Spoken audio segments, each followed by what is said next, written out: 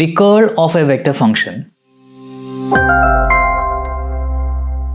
From the definition of del, we construct the curl of the vector field V as del cross V equal to determinant x cap, y cap, z cap, dou by dou x, dou by dou y, dou by dou z, Vx, Vy and Vz.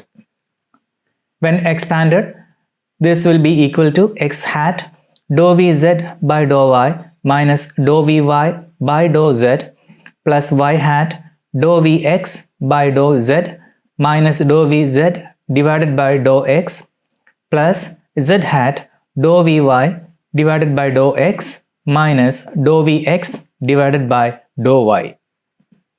Notice that the curl of a vector function V is like any cross product, a vector. We have seen that the divergence of a vector field is a measure of the tendency of the field to flow away from a point. Likewise, the curl of a vector field is a measure of the field's tendency to circulate about a point. Thus, del cross V is a measure of how much the vector V swirls or circulates around the point in question. Thus, these three functions have zero curl as there are no circulation. In this figure, there are substantial curl as there is circulation. In this figure, there are arrows to the left as well as arrows to the right, suggesting that there is circulation. So this figure is also an example for curl. By convention, a positive curl direction is determined by the right hand rule. If you curl the fingers of your right hand along the circulation, your thumb points in the direction of positive curl. Thus, in these figures, the direction of the curl is along the positive z direction. To check whether a vector field causes circulation, we can perform what is known as a paddle wheel test.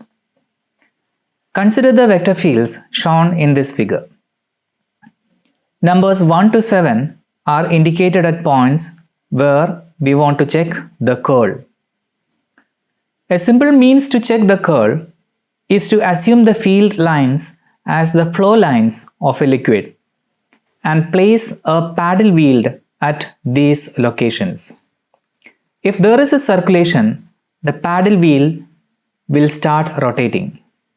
As we place a paddle wheel at point 1, we can see that the field actually causes rotation of the paddle wheel. Hence, there is a non-zero curl pointing out of this screen. When we place the paddle wheel at point 2, we can see that the circulation is in the clockwise direction. In this case, the curl will be pointed inwards, that is, towards the screen. At point 3 also, there is a finite non-zero curl pointing out of this screen. At point 4, you can see that there is a change in strength of the field as indicated by the length of the arrows. Shorter length of the arrow indicates smaller field strength and larger arrow length indicates larger field strength. Hence, when we place a paddle wheel at point 4, it rotates in the anti-clockwise direction. That means that at point 4 also there is a finite non-zero curl. So also at point 5, but when we place the paddle wheel at point 6, we can see that there is no circulation, indicating the curl is 0. This is because at point 6, there is a uniform flow. Now let us place the same paddle field at point 7, where there is a diverging field. In this case, placing the wheel at point 7 would not cause it to rotate as the flow lines are diverging. So in this case, the curl will be equal to 0. As an illustrative example, let us consider the Ampere's law in electrostatics. If we have a current carrying conductor through which a current density J is flowing, we can see that there will be a circulating magnetic field around any path that bounds that surface. From this observation, Andre Marie Ampere proposed the circulation of the magnetic field as del cross B equal to mu 0 times J, and this law is known as the Ampere's law. Now let's try to calculate the curl of the following vector function. The curl is defined as del cross V equal to x hat, y hat, z hat, dou by dou x, dou by dou y, and dou by dou z, x square 3xz square minus 2xz. On expanding, this will be equal to x hat 0 minus 6xz plus y hat 0 plus 2z plus z hat 3z square minus 0. This is 6xz x hat plus 2z y hat plus 3z square z hat. There is a finite non-zero curl for the vector function given in the problem.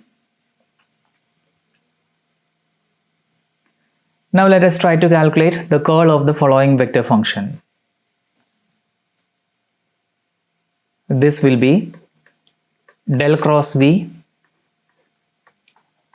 x hat, y hat, z hat, dou by dou x, dou by dou y, dou by dou z, y square 2xy plus z square 2y square.